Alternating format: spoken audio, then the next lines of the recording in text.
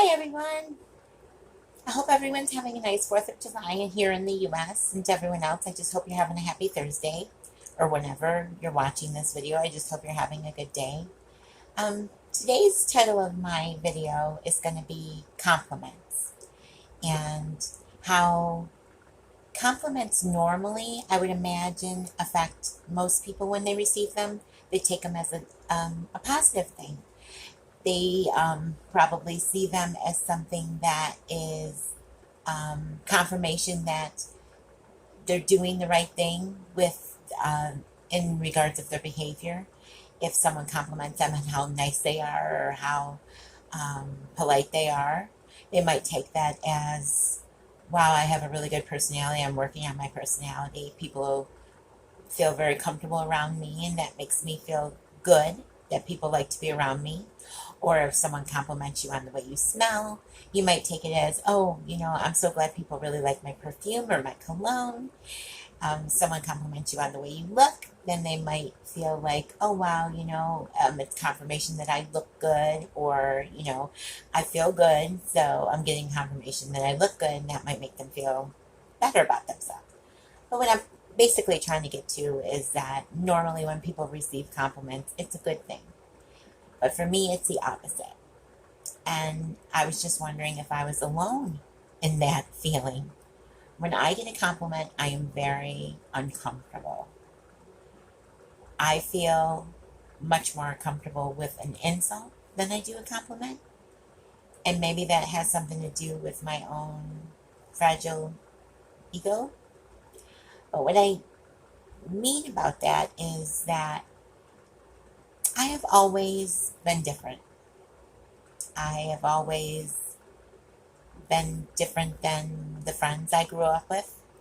I grew up in an area where everyone was Italian and no one else was mixed. There was really no one other than my brother that looked like me.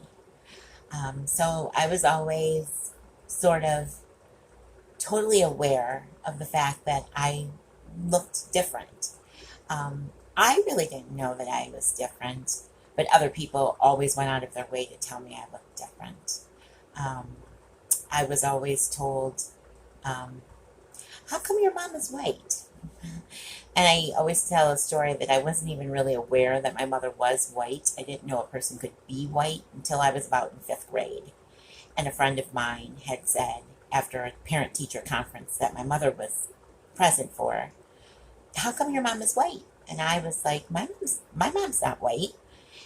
And that's when he laid it on me that my mom was white. And so I came home and my mother asked me how my day was. And I said it was fine. And I asked her if she was white. And she told me she was. And I was okay with it. And I walked away. And then I was puzzled. And I turned around and I asked her, does that mean I'm white? And that's when she sat me down and had a talk with me and explained to me that, she is white, my father is black, and, I had asked her, well, what does that make me? And she told me, if anyone asks you what you are, you tell me you're an American. And until this day, at the age of 46, people always ask me what I am. And it makes me uncomfortable.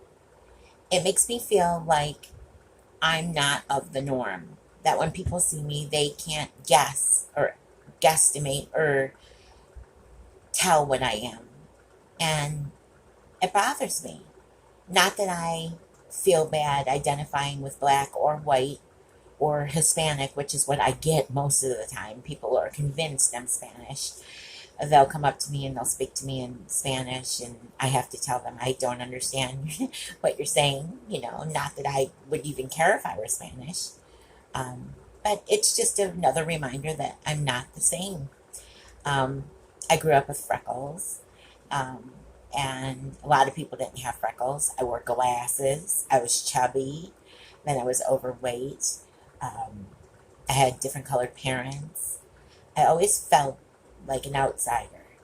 I think that's why I always took to a lot of my gay friends because I really understood what it was like to be on the outside, kind of looking in. So to me, all I ever wanted to do was be normal, to like just blend in, just to like disappear in a sea of anonymity and have no one notice me.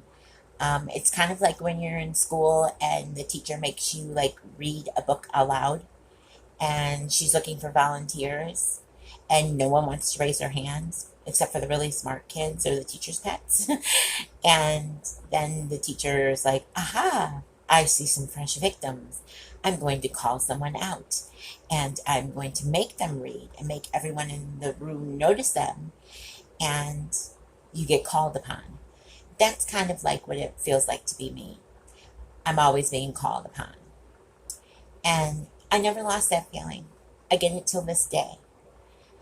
I think back to just a couple weeks ago, and in fact, even yesterday, I was in the store and I went to leave and I was having some conversation, just bantering back and forth with the cashier. And when I went to leave, she said, you know, every time you come in here, you're always so polite. And I said, oh, thank you. I said, well, you know, to be honest, you always see me when I get out of work. So I'm usually happy when I'm out of work, as most people are. But thank you. I always do try to be very nice.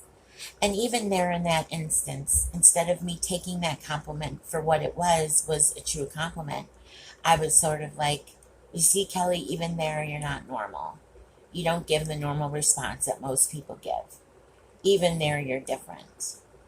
A gentleman complimented me when I was taking the bus a few weeks ago. He told me that I was the nicest person that ever rode his bus, that I'm always polite. And in my mind, I was like, wow, that was really nice. Why not be nice to the person that literally has your life in their hands, you know? And I remember remarking to my Michael, who walks me to my bus every day, what the driver said. And the driver said to Michael, you must know that already, but she's the nicest person I've ever met on my shift. And even then, it felt like a compliment. And then inwardly, my smile just turned instantly to a frown because I was like, wow, you don't even take the bus right. You're always sticking out. And even though those things were compliments and I'm honored that people think that I'm nice, it just didn't feel like one because I was sticking out again. And even at the age of 46, I'm constantly being asked, what are you? Where are you from? I've lived here in this area my whole entire life, and yet once a month people ask me, are you new to this area? You're not like anyone here. It's kind of hard for a compliment to feel like a compliment when you're coming from a negative place or you're constantly being reminded of excess baggage that you had from the past. And that's what I struggle with, and it's part of my daily struggle. And so that's something I need to work on. And I just want to let anyone else know out there that can relate to that. You're not alone. There's other people that feel that way. As crazy as it sounds, compliments can be difficult to take. So we have to turn that around and learn how to do that. So I just want to pass on a little bit of advice that I read that was written in an article from Braden Holtby, my favorite hockey player. He's a goalie for the Washington Capitals. And yes, I like him because he's gorgeous, but I also think he's a great person and he's got a real great insight. So he was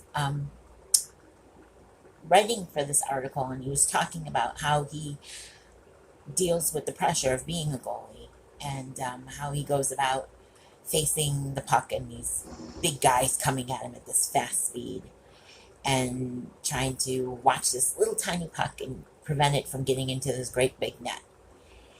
And he looks at it and he says, when he's in the zone, all he thinks is, I have no past, I have no future, I only have the now.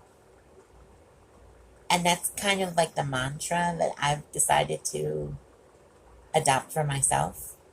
So when I'm feeling down or I'm feeling crazy and I'm carrying all this excess baggage that I don't need, I tell myself, I have no past, I have no future, all I have is the present.